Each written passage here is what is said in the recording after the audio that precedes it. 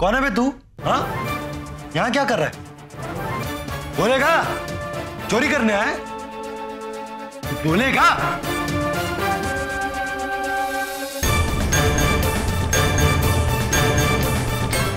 अच्छा बेटा, एक तो चोरी, ऊपर से सीना चोरी।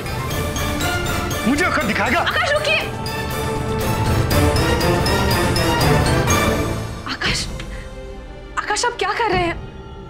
पूनम जी, ये चोर घुसा है घर में और ऊपर से मुझे आकड़ भी दिखा रहा है। इसको तो मैं... आकाश, आकाश, ये कमल जी है, अभिषेक भैया के छोटे भाई।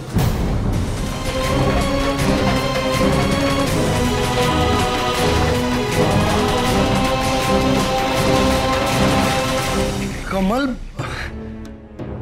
भाई, इतने सालों बाद देखा ना, इसलिए पहचान नहीं पाया।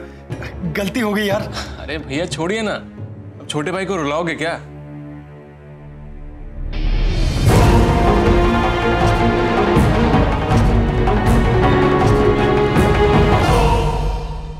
आज इतने दिनों बाद मिले और पता नहीं मैं क्या करने जा रहा था। भाभी जी, आपने भैया को बताया नहीं था कि मैं आया हूं? अगर आपको आने में थोड़ी देर और हो जाती ना, तो भैया ने तो मुझे 2-4 सीतापुरी जड़ दिए होते हैं। अच्छा, ये सब छोड़ो, अभी ये बताओ कि तुम इतनी रात को यहाँ क्या कर रहे थे? वो भैया एक्चुअली क्या है ना कि ये जगह नहीं है मेरे लिए, तो नींद नहीं आ रही थी। मैं अपने कमरे के बाहर निकल गया था, लेकिन उतने में मैंने देखा कि यहाँ इस रूम में कोई चुपके चुपके दबे पांव घुस रहा है। तो मैं टेंशन में आ गया, मुझे लगा कोई चोर वोर तो नहीं घुस गया। तो मैं उसके पीछे पीछे उसको पकड़ने चला गया, लेकिन मुझे लग ही रहा था कि आप होंगे। तो मैं लौट रहा था तो आपने पकड़ लिया। एनीवेज, काफी रात हो गई, अब आप लोग सो जाओ। ठीक है, शुभ रात्रि। हाँ, गुड नाइट भाभी जी। Good night. ये कमल यहाँ क्या कर रहा है?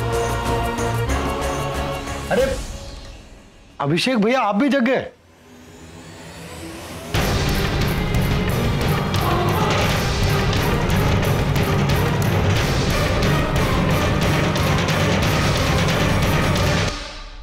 हाँ, वो इतनी सारी आवाजें सुनी तो मैं देखने चला आया। कमल, तुम यहाँ क्या कर रहे हो? अरे कुछ नहीं अभिषेक भैया, वो कमल इतने दिनों बाद आया ना, तो बस बातचीत और मुलाकातें हो रही थी, और कुछ नहीं। चलो ठीक है, अब बहुत रात हो गई है, तो तुम दोनों जाके सो जाना। चलो कमल। गुड नाइट भैया। मुझे तो बहुत जोर से नींद आ रही है, आप भी सो जाइए। कमल, क्या हुआ भैया? बंद करो ये सब, बहुत हो गया तुम्हारा नाटक। कौन सा नाटक भैया, क्या बात? ज्यादा बनो मत, सब समझकर ना समझ बनने की कोशिश मत करो तुम।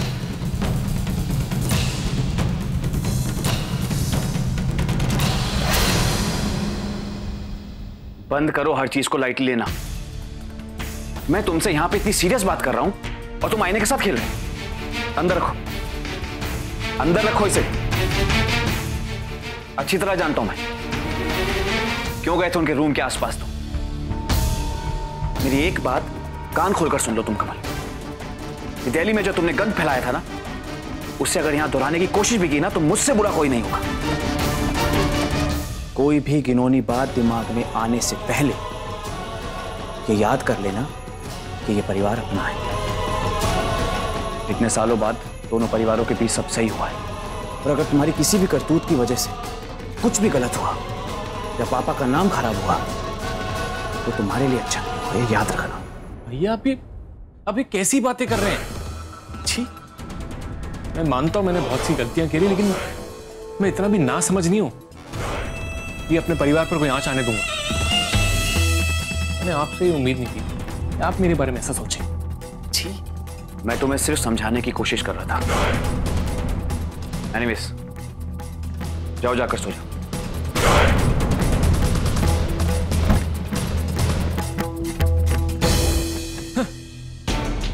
अपनी बीवी के सामने तो भीगी बिल्ली बनकर रहते हैं और छोटे भाई पर रौब झाड़ते हैं। अरे जाइए, अपने लाइफ के डिसीजन लीजिए।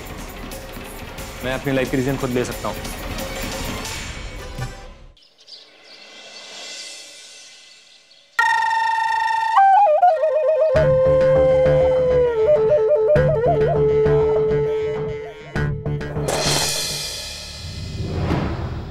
अरे यो क्या है डॉली दीदी, जरा मन में भी तो दिखाओ।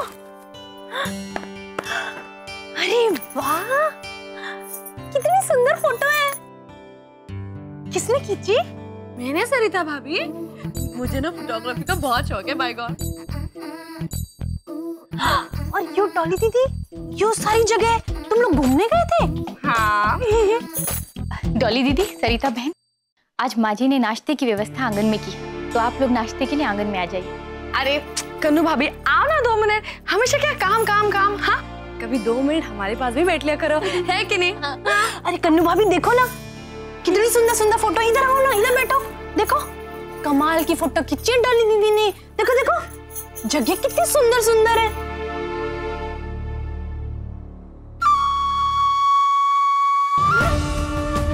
अरे डॉली दीदी, ये तो सच में बहुत अच्छी फोटो है। थैंक यू कन्नू भाभी। वो क्या है ना कि मुझे फोटोग्राफी का बहुत शौक है। It's my hobby, you know. इसलिए तो मेरे हबी जी ने मुझे पिछले साल मेरे बर्थडे पर 1 लाख रुपए का कैमरा गिफ्ट किया था। क्या 1 लाख का कैमरा? हाँ, अब हॉबी के सामने पैसे क्या देखना। यही तो फायदा होता है अपने पति के साथ अलग जाके रहने का। जो करना है वो कर सकते हैं, कोई रोकना नहीं, कोई टोकना नहीं। और मेरे हबीबी तो मेरे हर शौक को बड़े शौक से पूरा करते हैं। क्यों सरिता भाभी? यूं गलत है डॉली दीदी, मैं थारी बात से कतई सहमत ना हूँ।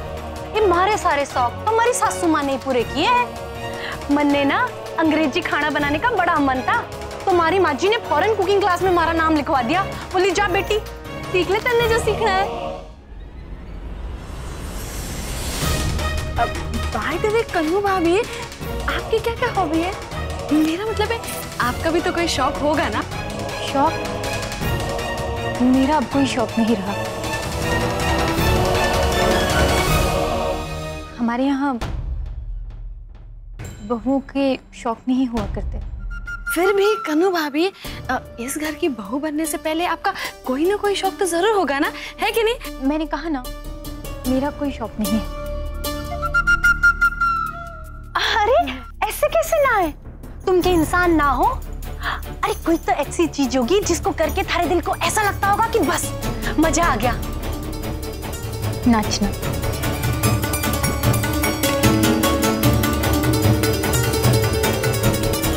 शादी से पहले ना मैं बहुत नाचा करती थी, घंटों नाचा करती थी। तन और मन की सारी थकावट दूर हो जाया करती थी। शास्त्रीय नृत्य सीखने का बहुत मन था मेरा।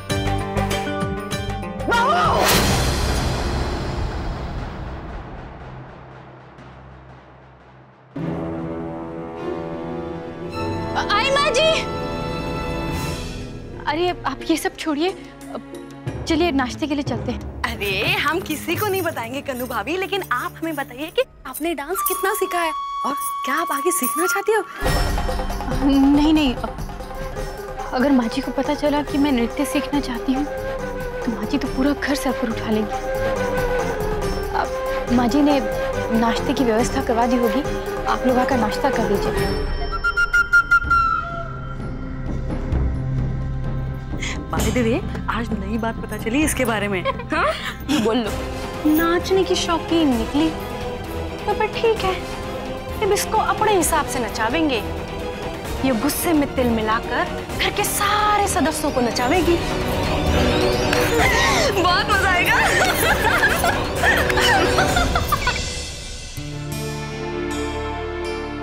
अरे आकाश, आप तो तैयार भी हो गए।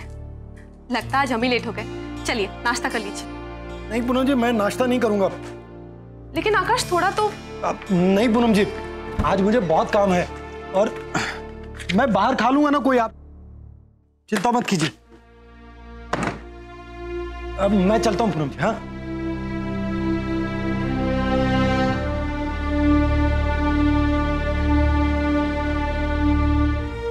पूनम, लगता है आज तेवर जी बहुत जल्दी में थे। हाँ भाभी, देखिए ना, नाश्ता भी नहीं किया। अच्छा, अब तुम तो नाश्ता कर लो, आज हम लोग आंगन में नाश्ता करेंगे। ठीक है भाभी, आप लोग खाना शुरू कीजिए, हम नहा कर आते हैं।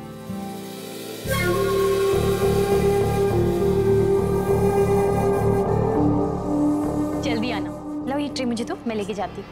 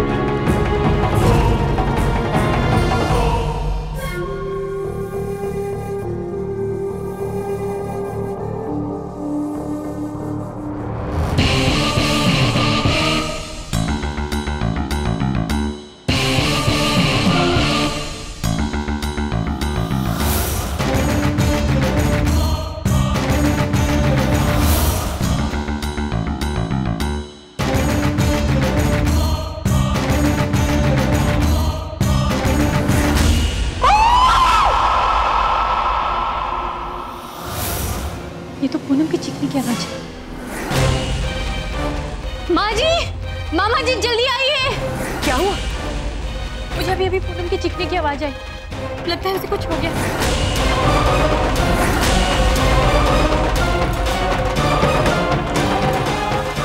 पूनम, पूनम,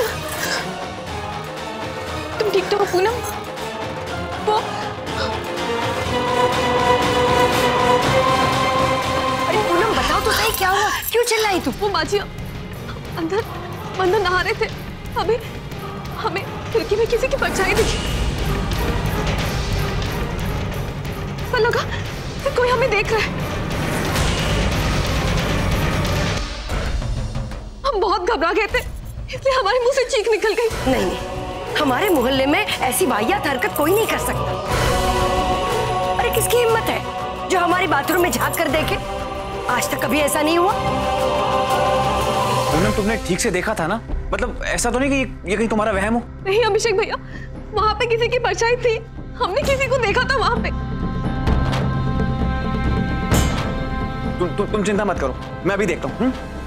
शांत हो जाओ पहले।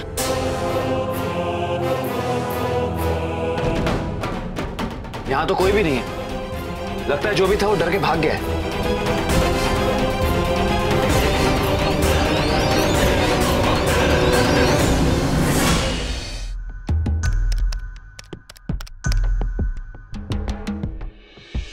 हाँ संतोष, क्या हुआ मेरे काम का भाई?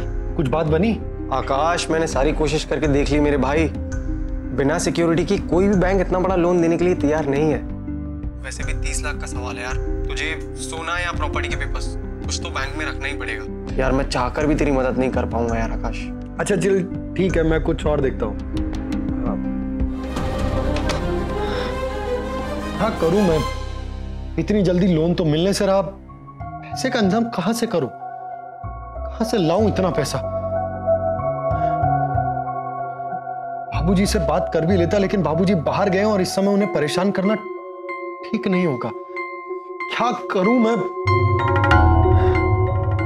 जय भैया से बात करूं? नहीं, वो तो मुझे डांट और देंगे। हे भगवान, कुछ तो मदद करो मेरी। मुझे तो ऐसा लग रहा है कि आप भी नहीं चाहते कि मैं ये काम करूं। तो भैया ही ठीक, मैं ये डील कैंसिल ही कर देता। जय हो बाबा जी की साले साहब, कौन सी डील कैंसिल करने की बात कर रहे हो? बड़े परेशान लग रहे हो, क्या हुआ? अरे कुछ नहीं जीजा जी, वो मैं सोच रहा था कि वो सब छोड़िए ना, आप बैठिए। नहीं, क्या सोच क्या रहे थे तो बताओ। देखो साले साहब, क्या है ना कि बाबा जी कहते हैं कि लोग अपनी सोच में अपनों को ही शामिल करते हैं। वो बिजनेस के टेंशन है, आपको बताकर क्यों बेवजह परेशान करूं, इसीलिए नहीं बता रहा था। लेकिन ठीक है, बता देता हूं। कल मैं लखनऊ गया था एक मीटिंग के सिलसिले में, तो वहां 50 लाख का कॉन्ट्रैक्ट देने की बात हुई। अरे साले साहब, क्या हुआ? बैंक तुमको लोन नहीं दे रहे तो क्या दिक्कत है? मार्केट में इतनी अच्छी रेपो है तुम लोगों की, सब लोग तुम पे भरोसा करते हैं। तुम किसी से भी बोलोगे ना, कोई भी तुमको उधार दे देगा। नहीं जीजा जी, मैं ऐसा नहीं कर सकता। सीतापुर बहुत छोटा सा शहर है, यहाँ लोग तरह तरह की बातें करने लगेंगे, और यहाँ पर प्रार्थना डेकोरेटर्स और बाबूजी की बहुत इज्जत है। मैं नहीं चाहता कि बाबूजी की इज्जत पर कोई आंच आए। ये बात भी सही है, लेकिन no fear when Bhalla is here. मैं तुम्हारी मदद करूंगा। नहीं जीजा जी, आप इस घर के दामाद हैं, रिश्तेदार हैं हमारे। अच्छा, कोई बात नहीं। दिक्कत है, मेरे से पैसे लेने में दिक्कत है, तो मैं एक काम करता हूं, मैं दिल्ली में अपने एक फ्रेंड को फोन कर देता हूं, एक ही फोन पे तेरा काम हो जाना है, ठीक है? जीजा जी, आप क्यों शर्मिंदा कर रहे हैं? देखिए, मेरा मन नहीं मान रहा है कि आप मेरे लिए इतनी परेशानी उठाएं।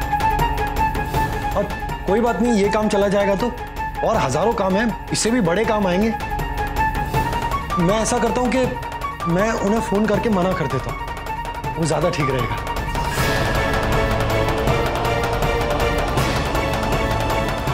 बाबा जी, कैसे रोकूं इस बावड़े को? फोन ही नहीं उठा रहे, बड़े आदमी ना, तो शायद बिजी होंगे कोई मीटिंग में। और कोई बात नहीं, मैं ऐसा करता हूं कि उनके होटल में जाकर ही उनसे मिल लेता हूं, ये ठीक रहेगा। उनका एडवांस भी वापस दे दूं। मैं अभी आया जीजा। अरे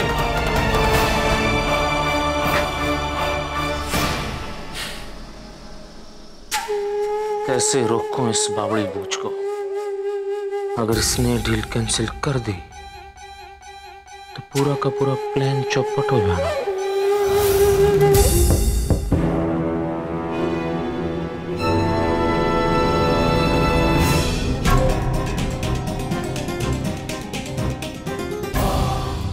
बताइए भल्ला साहब, कैसे याद किया आज इस गरीब को? कमाल करते हो त्यागी, आपको तो खुद ही पता है कि हम आपको कब याद करते हैं, जब कोई बहुत ही इम्पोर्टेंट काम हो। बताइए क्या करना है? काम ये है कि एक खास आदमी को शीशे में उतारना है, और वो खास आदमी मेरा साला है। हाँ, तुमको ना एक बिजनेसमैन बनना होगा। तुमको लखनऊ में जाके एक बहुत बड़ा फन फेयर इवेंट करना होगा, है? और उसके लिए जो भी कैटरिंग या मैनेजमेंट का कॉन्ट्रैक्ट है ना, वो उसे कम से कम 50 लाख देना होगा। 50 लाख? मतलब इस बार कोई बड़ा गेम खेलने वाले हो आप? अरे त्यागी जी, आप आम खाइए ना, है गुठलियों के साथ क्या करना है ये हम पे छोड़ दीजिए। आपको आपकी पेमेंट टाइम पे मिल जानी है। ठीक है जी, आपका काम हो जाएगा। बिल्कुल नहीं।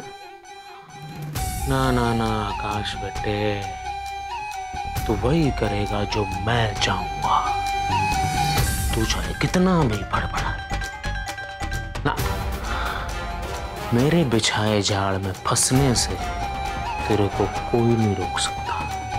खुद बाबा जी भी हैं।